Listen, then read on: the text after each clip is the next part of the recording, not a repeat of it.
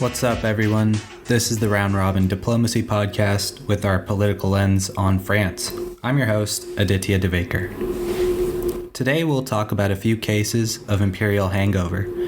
I'll define it as what a nation experiences culturally, politically, economically, from past imperialist actions in a post-imperial administration. France's actions in French Polynesia will probably give Macron and whoever wins the 2022 election a simmering hangover unless they deal with it effectively.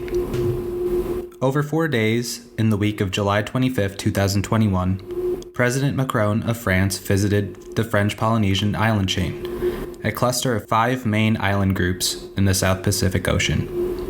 His agenda included climate change and sea level rise, announcing the initiative of a $60 million fund towards hurricane shelters, encouraging vaccinations, and our focus today on a statement regarding French nuclear tests in the island chain. Macron said Paris owes French Polynesia a debt, without ever defining what that debt was.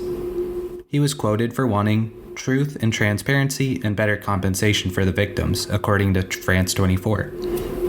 Regarding the nuclear tests, Macron added that, quote, "There were no lies, there were risks that weren't calculated, including by the military, and that it's true that we would not have done the same tests in La Creuse or in Brittany." Prior to the speech Macron gave, the head of the 193 Association, representing victims, expected Macron to give an apology akin to the one he gave to Algeria, recognizing colonialism as a crime France had committed in Algeria.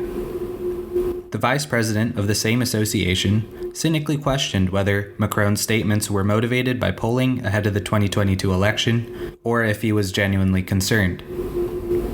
To date, only 63 French Polynesians have been compensated for their contraction of illness from radiation near the islands of Bikini and Mururoa, although there are an estimated nearly 100,000 that have been affected, according to Disclose, a French media company that did extensive investigations.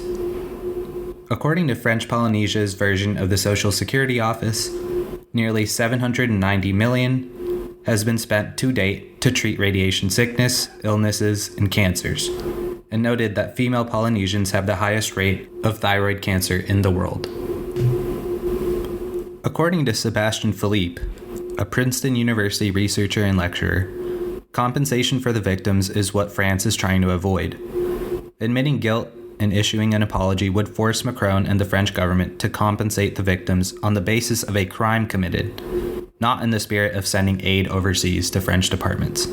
This will be ironic for a reason I'll detail in a little bit. France decided that ad hoc court settlements would be easier to deal with and cheaper than systematic nuclear testing compensation, and this strategy has worked, with only 400 claims filed thus far. In 2010, when compensation funding found its first kickstart, nearly 97% of claims were rejected. When these guidelines were slightly altered in 2017, only 50% were accepted. Here's why French reluctance to compensate the victims of nuclear testing is quite ironic. By August 4th, 2021, France declared that its International Donor Conference would raise $370 million for aid to Lebanon, as it comes to the first anniversary of the blast that rocked its port, killing more than 200. France itself will commit $100 million with the US matching this number. Germany will pledge $40 million, with additional aid coming from Egypt, the IMF, and a few Lebanese billionaires that France simultaneously claims are part of the corrupt ruling class. This year's round of international fundraising adds to the already $280 million raised last year following the blast, which was given unconditionally to Lebanon. So in total, the amount raised thus far by French leadership is $650 million.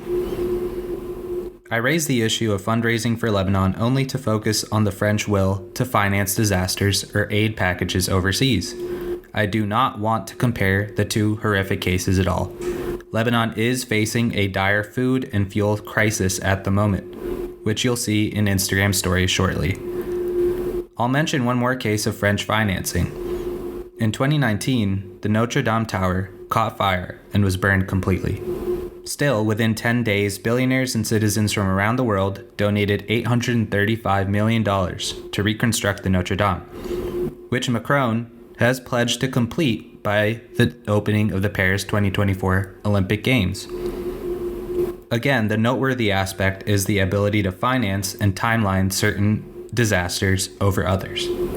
What's ironic to me is France certainly has the capacity to completely pay for the full extent of French Polynesian cancer and illnesses contracted from the blasts conducted from 1966 to 1996.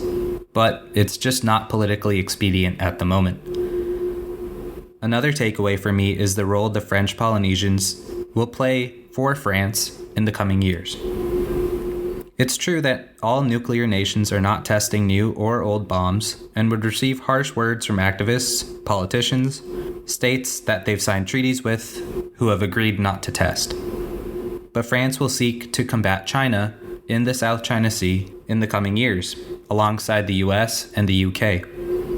Just as the US faces backlash in Okinawa, the French shouldn't want to stall the issue any further unless they wish to cause a whole range of logistic issues and political issues when tensions escalate. That's all for the political lens for France. Stay tuned for the sports and business lenses later this week. Thank you for listening.